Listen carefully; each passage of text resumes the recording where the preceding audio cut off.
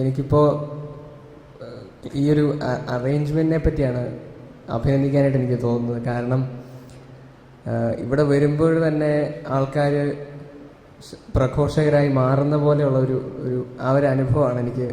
ശരിക്കും ഇവിടെ നിൽക്കുമ്പോഴും അങ്ങനെ പറ്റുമല്ലോ. ഇത്രയും ബോൾഡായിട്ട് ഇത്രയും ജ്ഞാനത്തോടെ ആരും സാക്ഷ്യം പറയുന്നത് ഞാൻ മറ്റ് സ്ഥലങ്ങളിലൊന്നും കണ്ടിട്ടില്ല.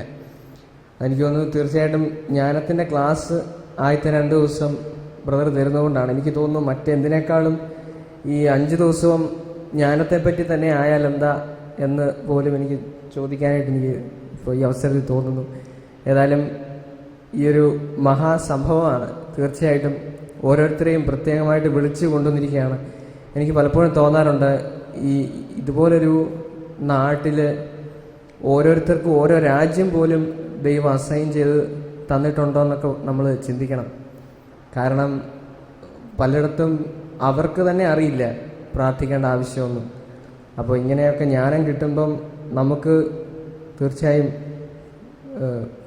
രാജ്യങ്ങൾ തന്നെ, കൺട്രീസ് തന്നെ നമുക്ക് മധ്യസ്ഥ പ്രാർത്ഥന നടത്താനായിട്ടൊക്കെ ദൈവം തരുന്നുണ്ട് എന്നാണ് ഞാൻ വിശ്വസിക്കുന്നത്. എനിക്കൊന്ന് വേൾഡ് ഇവാഞ്ചലൈസേഷൻ ഇപ്പോൾ ക്രിസ്ത്യൻ പുതിയ ഒരു പ്രോജക്റ്റാണ് 2033 വേൾഡ് ഇവാഞ്ചലൈസേഷൻ. അപ്പോൾ അതൊക്കെ കാണുമ്പോൾ എനിക്ക് ബ്രദറിൻ്റെയും ഒരു ചിന്ത അത് തന്നെയാണ്.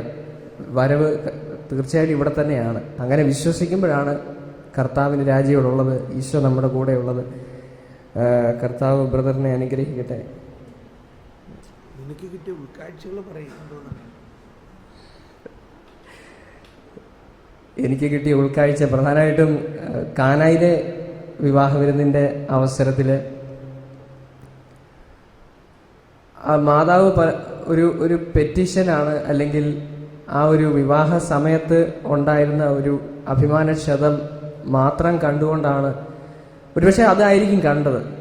ഇമ്മീഡിയറ്റ് ആയിട്ടുള്ള ഒരു നീഡ് നമുക്ക് വരുമ്പോഴാണല്ലോ നമ്മളതിനെപ്പറ്റി, നമ്മുടെ മനസ്സ് അതിനെപ്പറ്റി ഫോക്കസ് ചെയ്യുന്നതും ദൈവത്തിൻ്റെ ഇടപെടൽ പ്ലാൻ അവിടെ ആരംഭിക്കണമെന്നുള്ള ഒരു ചിന്ത വരുന്നത്.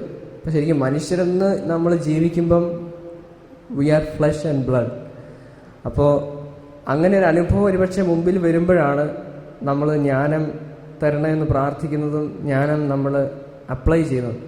അപ്പോൾ ആ ഒരു സ്ഥിതിയിൽ പരിശുദ്ധ അമ്മയുടെ മാതാവ് നടത്തിയ ആ ഒരു ഇടപെടലിൽ ഒരുപക്ഷെ അവൾ അപ്പോൾ ഉദ്ദേശിച്ചതിനെക്കാട്ടിലും അനേകം കാര്യങ്ങൾ ഉണ്ടായിരുന്നു.